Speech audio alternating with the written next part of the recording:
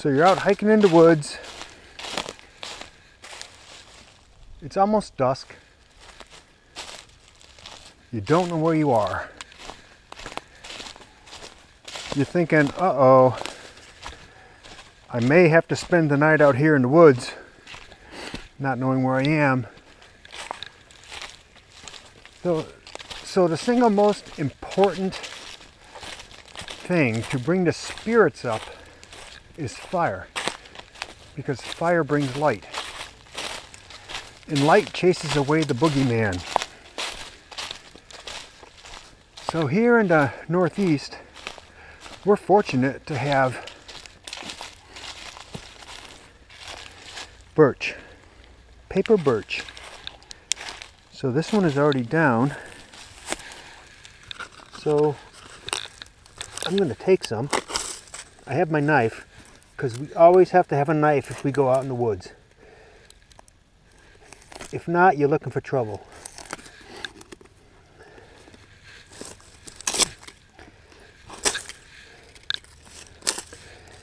And I'll tell you why you want to have birch when starting a fire. So you realize that, okay, I don't have my lighter. My matches are wet. But I bought this thing off of Amazon. They called it a Ferro rod. Well, I bought mine a long time ago. I don't use it often, but it's a very handy item to have in your survival pack. I'm going to show you how to get a fire going when you're at your end and you think that you can't get anything going. You need to get a fire and you have no utensils. You've got no fire products. Your matches are wet, your lighter is broken, and I bought this thing and I don't even know how the heck to use it. All right, so we're going to go find some proper tinder, and we're going to get a fire going. We will get through this. Okay, so you need to know what is good to use as tinder. Well, this is cedar. Cedar has a nice outside bark that's it's almost hairy, but this one is dried up, so it's not that great. But there is a piece in here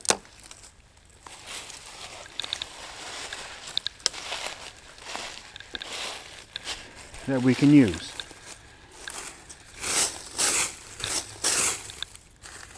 Now, the reason why it's very important to have a bottom piece is because if you're using your ferro rod and you get a spark and you need to blow into the spark to get it going, you can pick it up as a unit. All right, okay, so let's see what we have here. So it's not the greatest, but it's dry. What you want to do, even if you have pine needles or anything, you want to make it have the biggest, fluffiest, I don't even know what to call it, the fluffiest outline, because there's more area to catch a spark. Now, don't hastily make a fire, because you don't want it to go out as soon as you get it going. So if anybody is a Jack London fan, go on YouTube and watch To Build a Fire. It's very eye-opening. It's eye-opening to what can actually happen if you're in a survival situation. Okay, so I've got a great bed of tinder. It's just nice fluffy dead wood. What I want to do is I'm going to have some pieces on standby, but I also want to scrape off some of the outside bark of the birch. Like I said, take time to prepare. You may have one chance and one chance only. Now birch bark we have a whole bunch of here in the northeast. It's got natural oils. It's waterproof. You can start it when it's wet. It's got natural oils in there. The Native Americans made birch bark canoes out of this stuff. Okay. So this is looking like a decent size bed of tinder.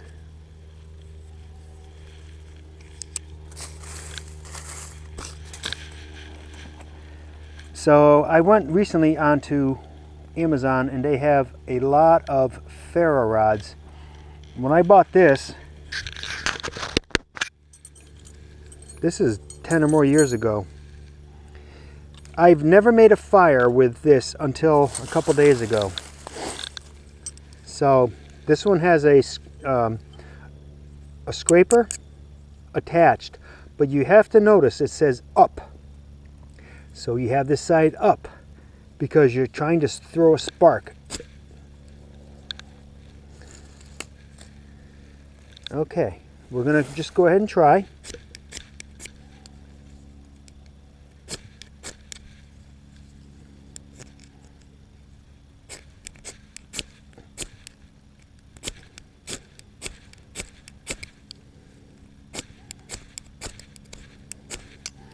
I think I've scraped this one a lot.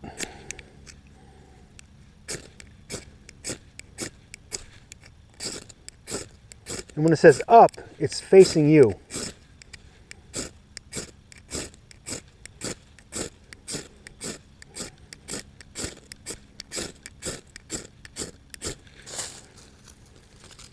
Now that didn't take very long. And I've got a fire. Like I said, fire chases away the boogeyman.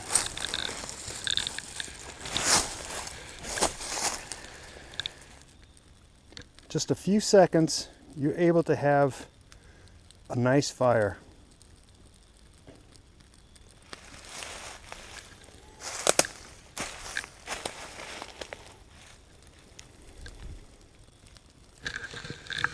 The tools I used, I always have my knife and a ferro rod. Have it, ooh, the geese are flying. Always have it up, so when you strike it, it's sending the spark forward.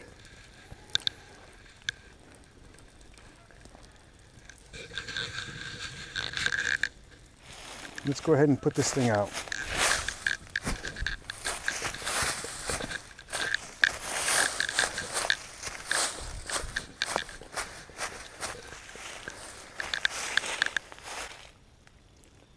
Just having fire makes a survival situation much more tolerable to the individual.